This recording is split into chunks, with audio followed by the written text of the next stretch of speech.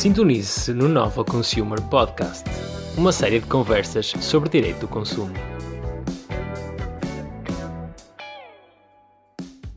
Olá, muito bem-vindos à quarta temporada do Nova Consumer Podcast, dedicada ao tema da resolução de litígios de consumo. Hoje temos connosco Miguel Sousa Ferro, académico e advogado com mais de 15 anos de experiência em Direito da União Europeia, Direito da Concorrência e Direito Regulatório. É sócio-gerente da Milberg Sousa Ferro e tem-se dedicado a ações populares com especial enfoque no private enforcement do Direito da Concorrência. Representa o autor da primeira ação popular iniciada em Portugal para defender consumidores por uma violação de direito da concorrência, em 2015, e é lead counsel nas primeiras duas ações deste tipo intentadas perante o Tribunal da Concorrência, Regulação e Supervisão ao abrigo da nova lei do private enforcement da concorrência em 2020. É também presidente da Assembleia Geral da Ius Omnibus, associação sem fins lucrativos de defesa dos consumidores, que tem como principal atividade a promoção de ações populares. Bem-vindo. O meu nome é Guilherme Oliveira Costa e farei esta entrevista com o professor Jorge Moraes Carvalho. Começamos, como sempre, por pedir uma série de respostas rápidas às nossas questões difíceis. Miguel, qual é o seu artigo preferido da legislação de resolução de litígios de consumo? Olá, muito bom dia a ambos. Muito obrigado pelo convite, antes de mais, e vou saltar já para a pergunta, que é suposto ser uma resposta rápida. É difícil escolher, mas se eu tivesse que escolher um, eu diria o artigo 22.5 da Lei da Ação Popular, porque foi provavelmente o passo mais original que o legislador português deu, ainda por cima, na década de 90. Ótimo. E se fosse legislador por um só dia e dessem a certeza da sua aprovação, qual é que seria a norma que criarias? Eu criava uma norma que consagrasse de uma maneira muito clara um mecanismo de discovery como aquele que existe no Reino Unido. Ou pelo menos um regime de acesso a documentos que exigisse uma justificação minimamente razoável de que documentos é que se pretende ter acesso e porquê, e que estes fossem depois colocados num data room confidencial, por exemplo, disponíveis apenas a advogados e consultores externos, com a obrigação de não divulgar ou usar informação para qualquer fim que não fosse aquela ação. Eu estou a dizer isto porque hoje em dia a principal dificuldade para se ter sucesso em defender os consumidores em Portugal, para mim, é esta dificuldade de se ter acesso a meios de prova. Mas para ser franco, também não sei se o legislador consegue resolver o problema, porque já hoje há um grande desfazamento entre a letra da lei que temos e a realidade da sua aplicação. Portanto, acho que é um problema mais de que se calhar cultura do que propriamente de letra da lei. Okay. Pois, eu ia perguntar se estaríamos preparados para isso em Portugal. Exatamente. E, neste sentido, qual é o mito em matéria de resolução de litígios que mais tem de esclarecer em jantares de família? Pois, eu acho que a minha família já me ouviu falar demasiadas vezes disto e já não há mitos para eles, mas em geral eu acho que o maior mito é que o nosso ordenamento jurídico garante uma tutela jurisdicional efetiva aos consumidores. E eu estou a dizer isto por via de regra ou até na esmagadora maioria dos casos, não garante. Muito bem, já vamos desenvolver se calhar daqui a pouco um pouco melhor e mais este tema.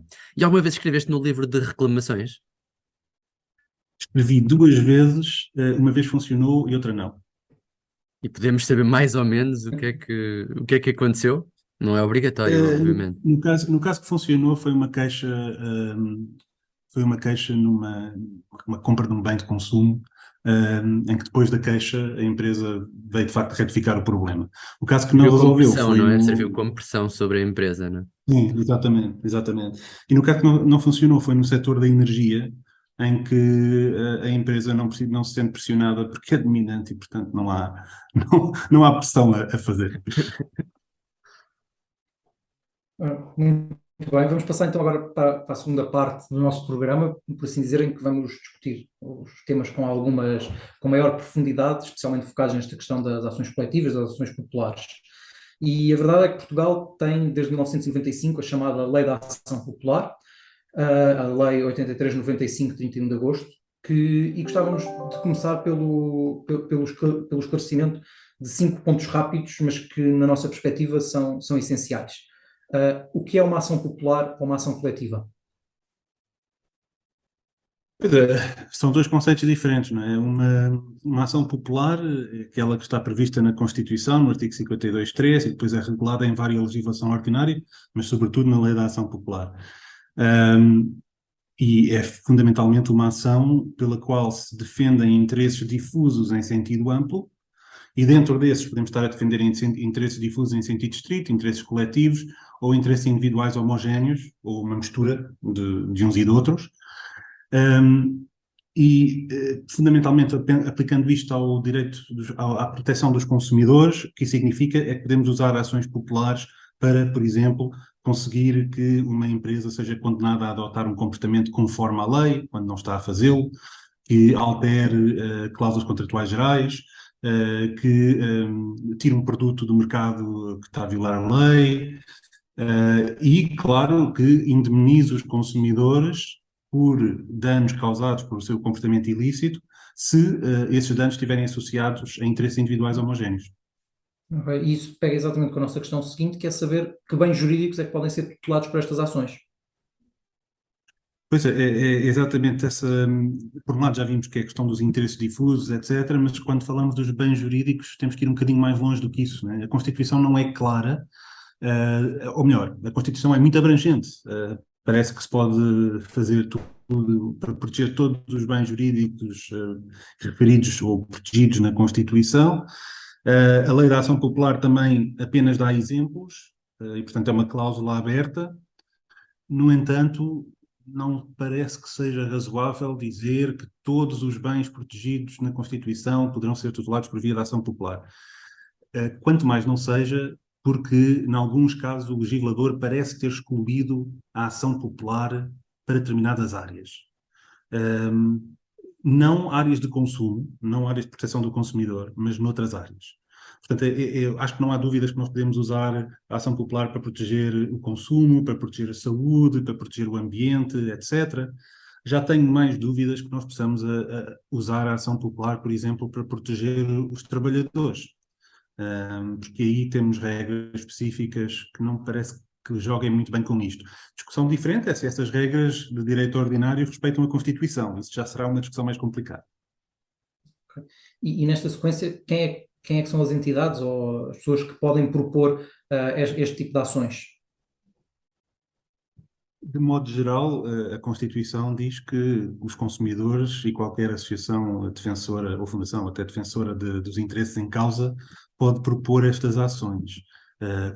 Perdão, eu disse consumidor, mas é qualquer cidadão individual.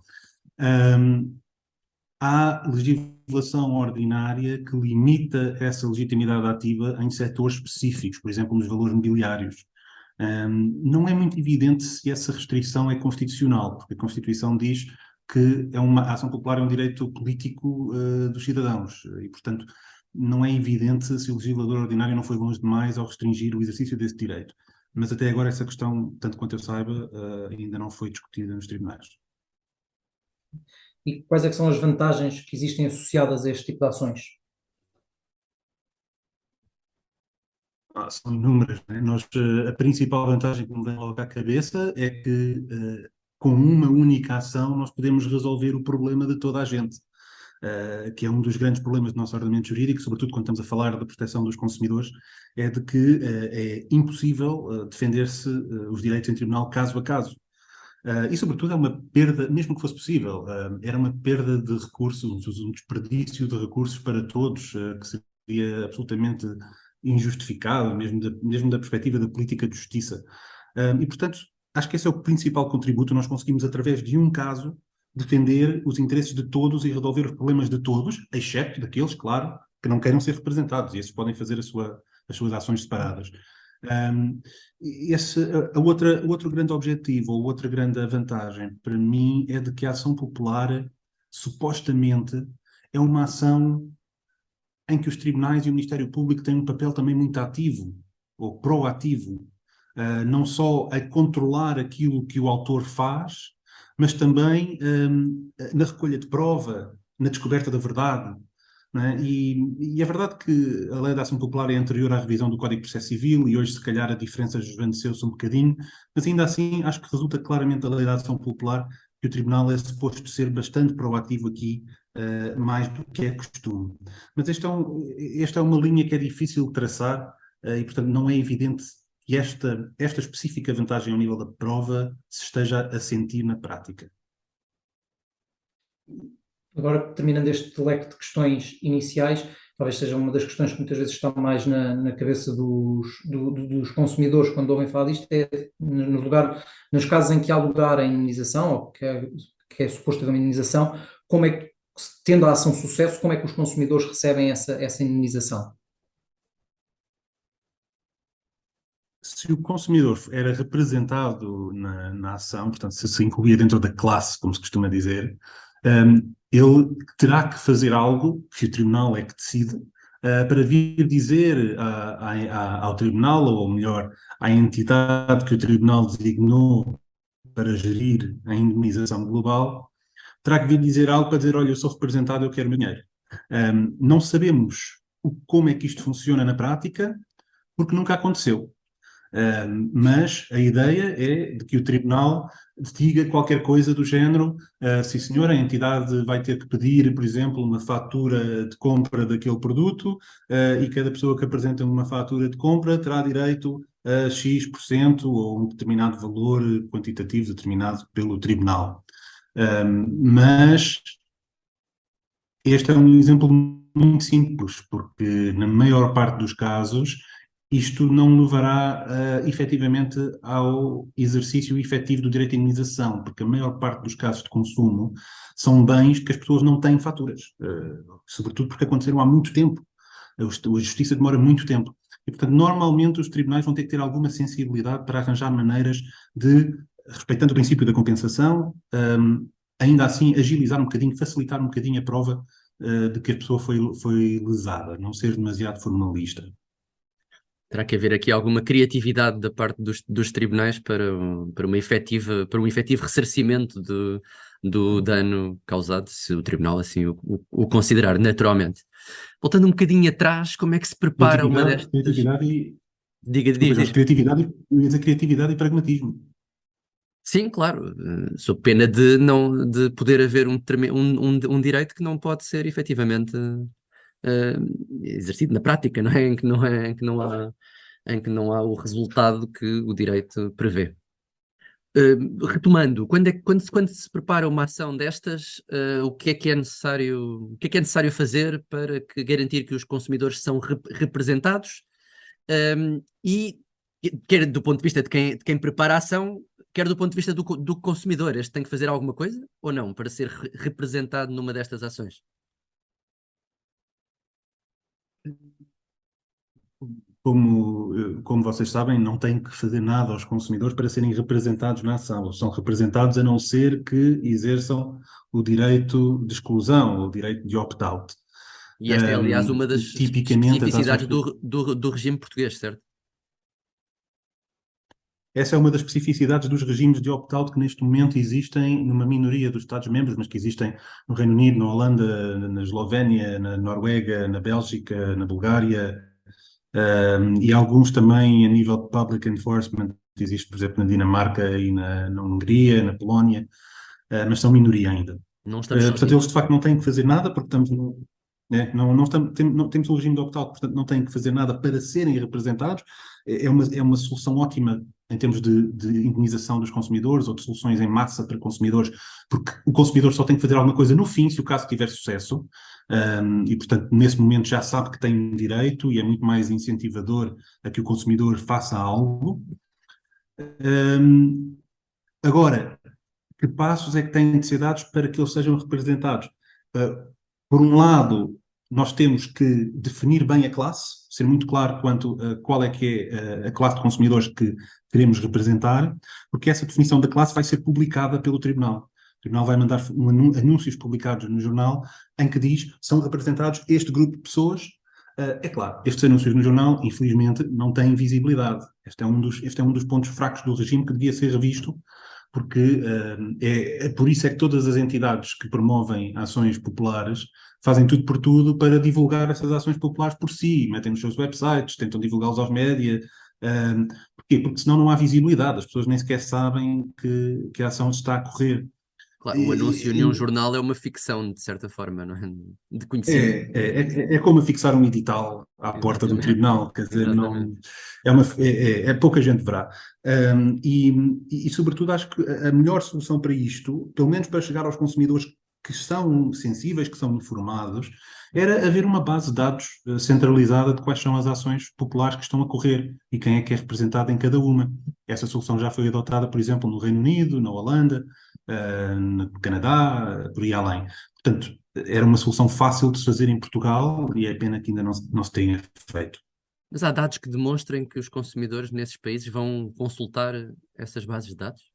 Também me parece estranho que um consumidor, conhecendo, um consumidor médio, normal, que tenho ideia que é bastante desatento e distraído, não sei se irá ver realmente essas bases de dados. Mas sempre é mais qualquer coisa do que o que temos agora, não é? É isso, é mais qualquer coisa. É isso, é mais qualquer coisa, mas estamos a falar, acho que temos que diferenciar dois momentos. Um deles é o momento inicial, em que seria demasiado oneroso estar a exigir às pessoas que fizessem um investimento brutal em divulgação, porque iria implicar centenas de milhares de euros para conseguir, de facto, informar uma percentagem significativa dos consumidores. Claro. Então, a única coisa que nós podemos fazer é garantir que, se as pessoas estiverem atentas, são informadas. Não podemos estar a forçar as pessoas a serem informadas, porque muitas não querem ser. Por um lado há isso. Eu acho que onde é preciso muita atenção na divulgação é no final. No final, sim, quando está em causa divulgar que já há um direito de indemnização, então aí tem que ser feito um esforço redobrado de dizer às pessoas, olha, atenção, há um direito, portanto aí sim devem ser publicados anúncios Claro. nos meios de comunicação social de outra maneira, não é apenas aquele anúnciozinho clássico, mas sei lá, uma página inteira no jornal, deve haver alguma outra forma de publicidade, esperemos a atenção dos média. Aí sim acho que há muito trabalho para fazer. Os primeiros casos vão ser test cases, né, de ver como é que nós conseguimos chegar aos consumidores e vai ser um trabalho progressivo, né, porque no início as pessoas até vão estar desconfiadas, nunca viram aquilo, não sabem, né, se for uma iniciativa privada as pessoas até vão pensar que se calhar que as estão a tentar enganar, né? Portanto seria importante que isto fosse também uma iniciativa pública para as pessoas poderem confiar mais no esquema. Antecipando um pouco, porque ainda vamos falar um pouco mais sobre o processo, mas agora fiquei curioso e gostava de saber quando é que achas que vamos ter os primeiros casos, quando é que esperas, quando é que, numa perspectiva otimista ou mais pessimista, conforme queiras, quando é que achas que vamos conseguir ter os primeiros resultados? Se por resultados quer dizer uma decisão judicial transitada em julgado que condena a indemnização global, não acho que seja realista esperarmos isso em menos, no melhor dos cenários, daqui a 3 anos. No melhor dos cenários. Para o caso que eu penso que está mais avançado. Não quer dizer que não aconteça antes, mas tendo em conta a atitude altamente litigiosa que as empresas têm revelado, acho que 3 anos é até otimista. Por outro lado, não quer dizer que não tenhamos um desfecho bastante anterior em caso de transação, e é perfeitamente possível que venhamos a ter algumas transações, se bem que em Portugal está a acontecer exatamente o oposto daquilo que muitas pessoas receavam que acontecesse, né? As pessoas receavam que as ações populares fossem usadas para pressionar as empresas a fazer transações quando não têm razão, mas pronto, para não haver problemas fazem transações. Em Portugal é exatamente o contrário. Mesmo quando já foram condenados por autoridades públicas e eles próprios confessaram o comportamento, as empresas continuam a lutar para não indenizarem consumidores. E vão dizer que não, afinal não houve infração. Portanto, estamos numa situação também um bocadinho extremada para o outro lado. Certo. Isso passando exatamente agora para uma vertente um bocadinho mais prática na lógica processual. Acho que seria interessante também vermos um bocadinho como é que processualmente estas ações se desenrolam e também o que é que normalmente é mais complicado de fazer prova. Um bocadinho era que agora focarmos um bocadinho nesta parte. A ação popular, em bom rigor, não é uma forma de ação. A ação popular é um direito de legitimidade ativa, não é? Obriga a algumas adaptações processuais. Portanto, no fundo, o processo vai seguir as regras de processo normais, num processo ordinário, se for o caso, do tipo de processo que estiver em causa. Portanto, o que é que será diferente? Será diferente que no início, e isto é muito importante perceber-se, Assim que o tribunal recebe uma petição inicial, normalmente há ali uma verificação de alguns aspectos formais e imediatamente é notificado, citado o réu. Nas ações populares não é assim. Antes de ser citado o réu, a petição inicial vai ao juiz e o juiz vai fazer uma primeira aferição de mérito. É uma coisa muito similar ao que se faz numa providência cautelar de procurar fumus boni iuris, né? O juiz vai olhar para aquilo e dizer se acha que aquilo tem pernas para andar. E se achar que não tem pernas para andar, tem que rejeitar liminarmente a petição inicial. Nem sequer se chega a citar o réu. E isso é o primeiro passo de controle do nosso ordenamento. Depois, se o juiz entender que sim, que há ali uma aparência de direito, pelo menos, vai avançar com a ação, vai ordenar a citação dos consumidores, a citação do réu e a notificação do Ministério Público. Depois o resto, esta tramitação é relativamente igual até que chegamos, ali com a diferença de que o Ministério Público pode intervir a qualquer momento se achar que o autor não está a representar É isso, bem os Miguel, por direitos. acaso ia aqui interromper-te só para fazer qual é que é o papel que o Ministério Público costuma assumir nestas ações. O Ministério Público aparece repetidamente a dar a sua opinião sobre o que está a passar no processo. Fala no início, fala no meio, vai fazê-lo no fim. É claro, depende dos casos, depende das pessoas que estão a tomar essas decisões no Ministério Público, mas temos exemplos de alguns procuradores da República que são bastante ativos, que até promovem a obtenção de meios de prova novos, por exemplo, na No bom ação. sentido ou no mau sentido? Na tua No bom perspectiva, sentido. claro. Não, Sim. no bom sentido. Quer dizer, o Ministério Público diz, olha, é útil, nós temos aqui mais provas, pá, espetacular, não é? Está exatamente a defender os interesses da justiça e dos consumidores, portanto, muito no bom sentido. E também temos exemplos do Ministério Público que atua não numa lógica de proteger os direitos dos consumidores, mas numa lógica apenas de formalista de proteger a legalidade. Por exemplo, dizer este tribunal não tem jurisdição, deve ir para outro tribunal, e fica-se um bocado por aí. Eu não conheço nenhum caso em que o Ministério Público tenha de facto substituído ao autor. E é uma pena, porque nós já tivemos, eu conheço pelo menos um caso de uma ação popular em Portugal em que isso devia ter acontecido, na minha opinião, e não aconteceu. Portanto, era importante que, na minha opinião, há um gabinete da Procuradoria-Geral da República que olha nomeadamente para ações populares, não é? E deve acompanhar as ações populares, e seria interessante se houvesse ali uma redefinição de regras, de modo a que fossem pessoas que estão nesse gabinete com mais sensibilidade para isto, que acompanhassem as ações populares, independentemente de onde elas acontecessem no país. Mas isso implicaria alterações estruturais a regras do Ministério Público, que talvez sejam difíceis. Não é fácil, muitas vezes, esse tipo de alterações.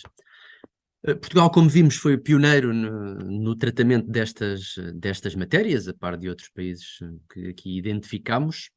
Entretanto, foi aprovada e publicada uma diretiva europeia, a Diretiva 2020-1828, relativa às ações coletivas para proteção dos interesses coletivos dos consumidores.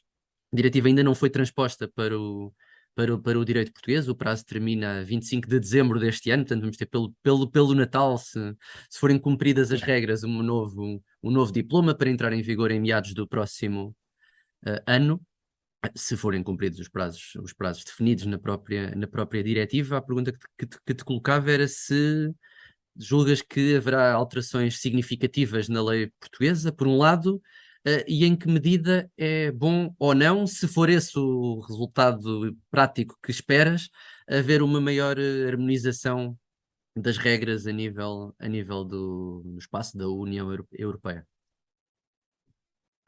Pois, não se sabe ainda o que é que vai resultar deste processo de transposição, porque não se conhece ainda nenhum draft de transposição. Eu creio que isto terá que ser feito por lei e, portanto, a determinada altura terá que ser enviado o projeto para a Assembleia da República, a proposta de lei para a Assembleia da República, e, portanto, nessa fase a coisa tornar-se-á pública. Mas, tanto quanto eu sei, por exemplo, ainda não foram consultadas sequer as associações de consumidores sobre nenhum projeto de lei. O que significa que ainda está para durar o processo, não é? Está. Acho que ainda está. Acho que está atrasado, mas não estamos sozinhos. Quase todos os Estados-membros estão atrasados. A nossa lei já está muito adaptada àquilo que a diretiva exige. Portanto, não é evidente que haja ali grandes alterações que tenham que ser feitas. No entanto, é um bom momento para aperfeiçoar algumas coisas do nosso regime, porque precisa, não é? É uma coisa que tem sido construída um bocado jurisprudencialmente e que merecia alguns esclarecimentos. Mas não sabemos o que é que vai resultar. O problema desta diretiva é que é uma diretiva de fogo de vista, quer dizer, não é uma diretiva que faça nada. A diretiva faz fundamentalmente duas coisas. Uma, diz aos Estados, podem ter um mecanismo de defesa coletiva dos consumidores que quiserem, vocês são inteiramente livres de decidirem como é que fazem o mecanismo, depois diz assim alguns princípios gerais e tal, mas quer dizer, mas na prática, completa discricionariedade Muita para liberdade. decidirem. Sim. Mas, seja qual for o mecanismo que vocês escolherem, tem que garantir que as entidades de outros Estados também podem ir para o vosso Estado usar esse mecanismo. Isto parece útil, mas na prática não terá grande impacto. A outra coisa que faz é dizer: ok, e se permitirem isto ou aquilo, têm que impor determinados limites e salvaguardas para garantir que não há abusos. O que é muito esquisito, não é? Porque é uma diretiva que é suposto estar ali para proteger e resolver um problema que é a falta de acesso à justiça. E, na verdade, não impõe nada que efetivamente garanta o acesso à justiça, e a única coisa que faz é impor salvaguardas contra um suposto abuso de que não há nenhum exemplo. Portanto, foi, em larga medida, um grande triunfo da Câmara Americana de Comércio, American Chamber of Commerce, e dos outros lobbyists de grandes empresas junto dos legisladores. Certo, mas vai depender em grande parte também de como os Estados-membros efetivarem esses princípios e Não, essas mas regras. aí não há dúvidas nenhumas. Os Estados-membros aqueles que já se pronunciaram, estão todos basicamente a manter as soluções que tinham. Estão a fazer transposições minimalistas, pronto. Certo.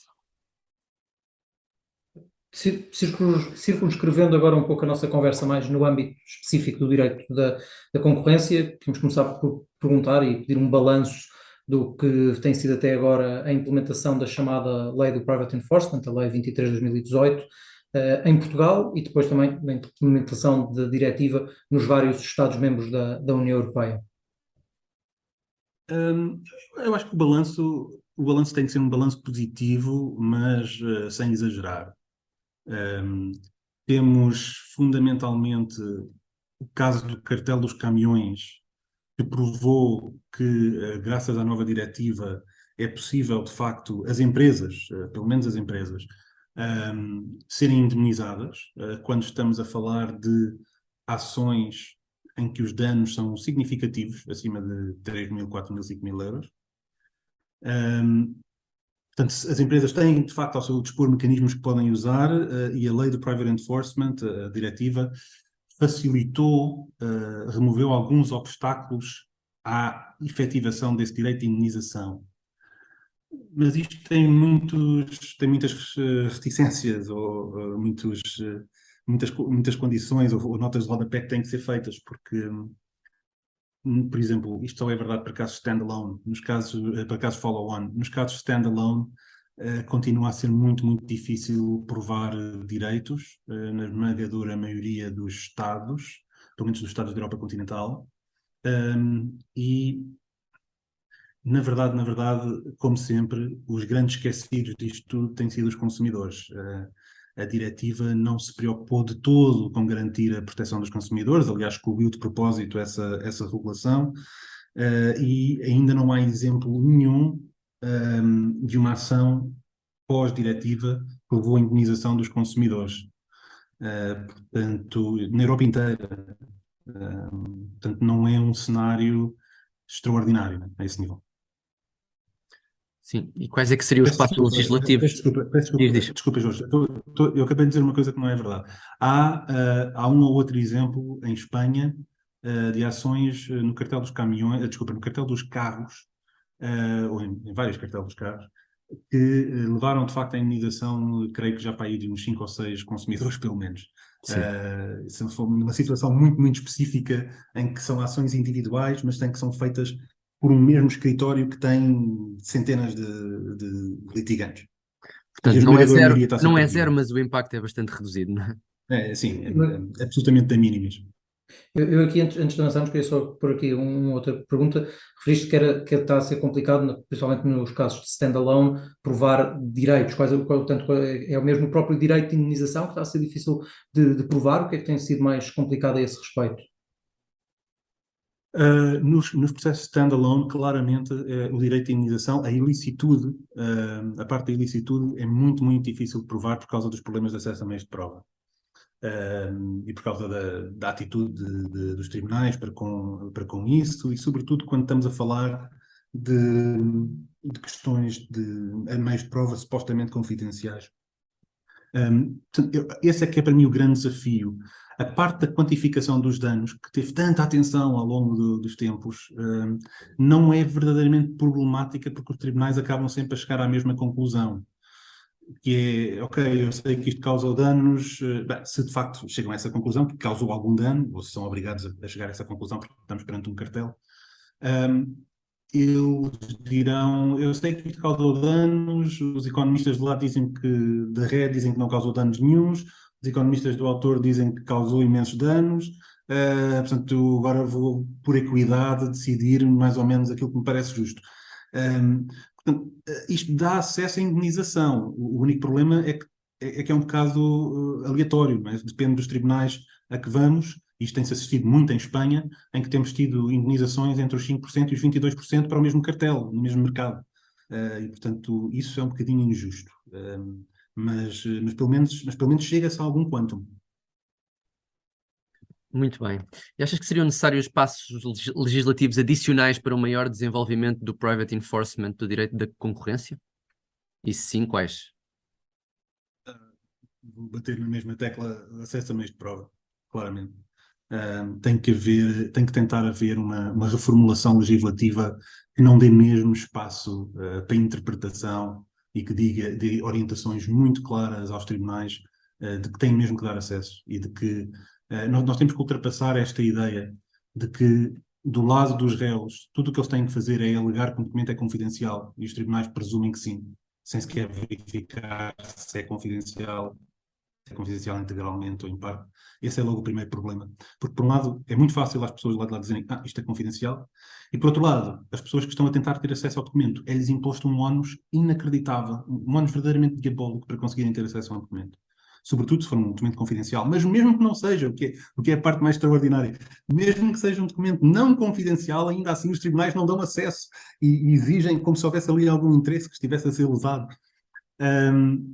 Portanto, há aqui um problema de mentalidade que tem que ser ultrapassado. Eu acho que, como disse há pouco, não sei se o legislador consegue resolver isso por via de lei, mas podíamos tentar. Mas seria importante que o aplicador do direito, quando está a decidir estas questões, pensasse verdadeiramente, ok, se a maneira como foi feita não serve, de que maneira é que pode ser feita? Como é que isto efetivamente pode ser feito na prática e funcionar, não é? E se calhar mostrar o caminho para a frente. Por exemplo, um juiz do Tribunal da Concorrência já fez isso, com alguma originalidade, dizendo, olhem, eu acho que vocês não fundamentaram o suficiente o requerimento, e é natural porque vocês não sabem o que é que está lá no processo, portanto vocês não conseguem fundamentar melhor o requerimento. Então, o que eu vou fazer é, eu dou-vos acesso ao processo, mas vocês não podem copiar nada, não podem usar aquela informação para nada, excepto para me fazer um requerimento mais fundamentado de porque é que vocês precisam deste documento ou daquele e para quê. Okay? É uma atitude muito interessante, porque nos permite, de facto, conseguir preencher o ónus da fundamentação, não é? Curiosamente, essa decisão não foi impugnada. recorrida. Pois, Portanto, foi logo impugnada. E, portanto, isto é problemático, porque faz os casos arrastarem-se durante muito tempo, não é? Porque nós estamos a pretender ter acesso e depois isto vai ficar à espera durante meses e depois vem uma decisão a dizer que sim, que nós podemos consultar o processo para pedir a prova. Nós fazemos isso, vamos pedir a prova. Quando houver um requerimento a dar-nos acesso, vai haver outra impugnação. E, portanto, vamos ter dois recursos sobre a mesma questão de acesso e vamos perder facilmente 2 anos nisto. Não acontece, não pode ser. Essa questão. Não é apenas porque é uma questão bastante relevante, mas é uma questão claramente inicial. Isto era tudo tão fácil de resolver com a ideia de que, põe-se tudo, vocês querem ter acesso a documentos, desde que haja uma justificação minimamente razoável, põe-se tudo num data room, não se está a lesar nenhum interesse da outra pessoa, porque aquela informação não pode ser usada para mais nada senão para aquela ação. Essa é a parte que eu acho que é interessante, que normalmente não se discute, é onde é que está a lesão. Porque está em causa o princípio da proporcionalidade e porque há tanta assimetria informativa e tanta dificuldade em saber o que é que está lá e em fundamentar, temos mesmo que identificar uma lesão do outro interesse para não dar acesso. Essa parte acho que precisa de ser mais discutida. Porque nesse caso falamos de data rooms que seriam limitados a advogados, com todos os deveres de confidencialidade e tudo mais, não é? Falamos nessa perspectiva.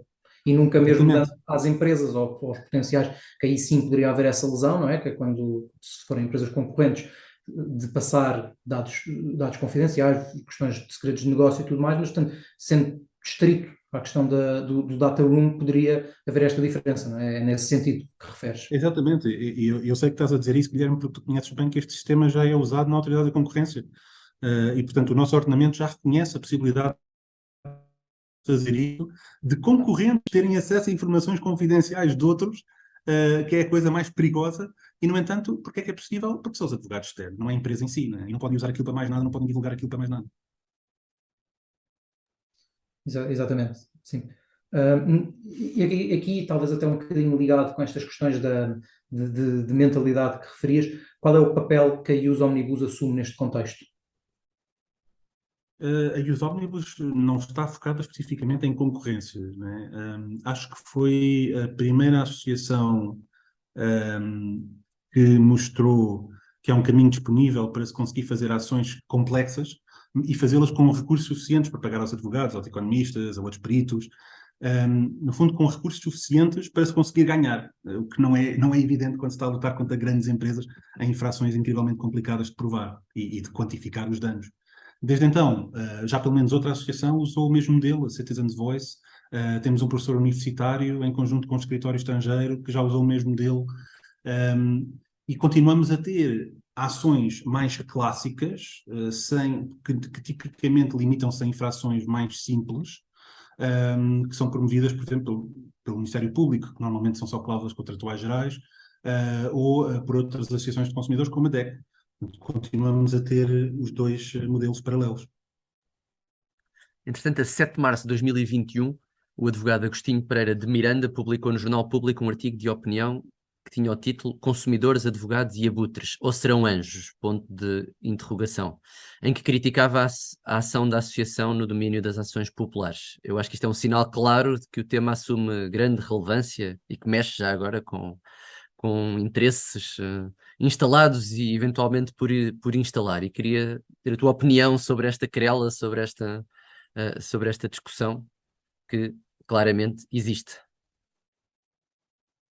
Sim, acho que já disseste o elemento-chave, quer dizer, não há nada de novo debaixo do sol, né? O artigo segue um guião que tem sido seguido por toda a Europa, pelas grandes empresas e pelos advogados que as defendem, e temos visto em todas as jurisdições.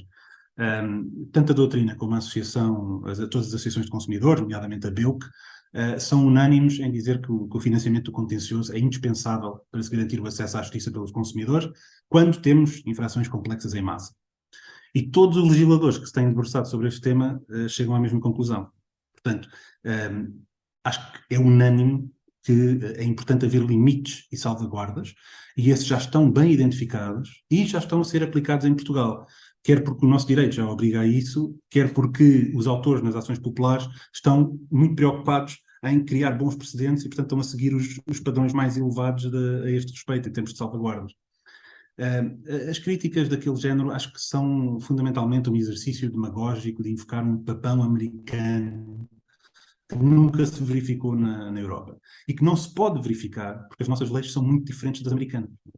Acho especialmente impressionante que se tenha coragem de afirmar que o financiamento contencioso pode levar a Portugal a resultados injustos ou a remunerações excessivas, quando os financiadores apenas serão financiados se e na medida em que os tribunais acharem justo. Ou seja, o argumento parece-me que assenta num pressuposto de incompetência ou de más decisões dos tribunais. E já agora também é preciso ser claro, os grandes escritórios de advogados que têm usado estes argumentos, eles utilizam e promovem o financiamento contencioso, mas usam-no para resolver as disputas entre empresas, dos seus clientes. Eles não querem é que o financiamento seja usado para defender consumidores, porque isso significa que os seus clientes vão passar a ser levados a tribunal e talvez tenham que pagar indenizações, que é uma coisa que até agora nunca têm feito, né? Nunca têm tido que pagar. E, portanto, acho que é isso que está aqui em causa. É uma luta entre aqueles que querem que os consumidores passem a ser defendidos em tribunal e estão a tentar maneiras de operacionalizar isso, e aqueles que não querem. Portanto, não querer aqui é um pouco não querer que os consumidores tenham capacidade financeira, técnica, etc., para poder ir para tribunal com este tipo de ações. No fundo, é essa a tua perspectiva sobre este debate. Agora, avançando um bocadinho para a conclusão, já que acho que acabámos por referir e por isto ser focado muito ao longo desta nossa conversa, mas no fundo a nossa pergunta final é: os consumidores têm ao seu dispor instrumentos legislativos suficientes para serem indenizados quando os direitos são violados? E em caso negativo, porque antecipamos até que seja essa a resposta, o que é que seria necessário adicionalmente? Pois, já sabem que a minha resposta é negativa.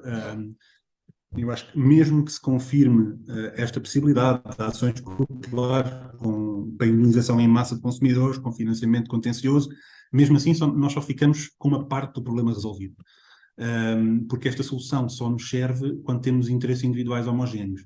Os consumidores que forem lesados em situações em que ainda temos que fazer uma análise particular de cada caso, esses continuam, na minha opinião, sem ter proteção judicial efetiva.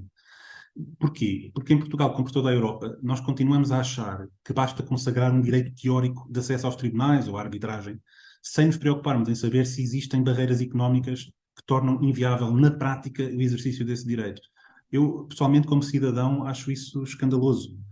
Só para dar um exemplo, vamos imaginar que temos um consumidor que quer provar que o seu telemóvel teve uma avaria e que o fabricante não respeitou a garantia, né? O consumidor teve que pagar a reparação e pagou 200 euros, por exemplo. O que é que ele pode fazer? Tem uma opção que é ir para a arbitragem de consumo, né? Mas aí não tem direito a ser recompensado pelo que ele gastar com um advogado. Se quiser pagar um advogado, tudo bem, mas se o fizer, não vai receber esse dinheiro de volta. O que significa, na prática, que ele tem que avançar sem aconselhamento jurídico, a não ser que esteja naquela minoria de portugueses que têm direito a apoio judiciário, e não vale a pena agora entrarmos na discussão sobre os problemas do apoio judiciário. Isto dá uma vantagem enorme às empresas, não é? Porque significa que a arbitragem é uma arbitragem em que o consumidor não tem consultoria jurídica que possa garantir que proteja os seus direitos, e muitas vezes ele nem sequer sabe que tem um direito se não consultar o advogado, né, para o confirmar. A segunda opção é ir para tribunal, mas vai ter que pagar logo 100 euros só para começar o caso, e no final, se ganhar, recupera esses.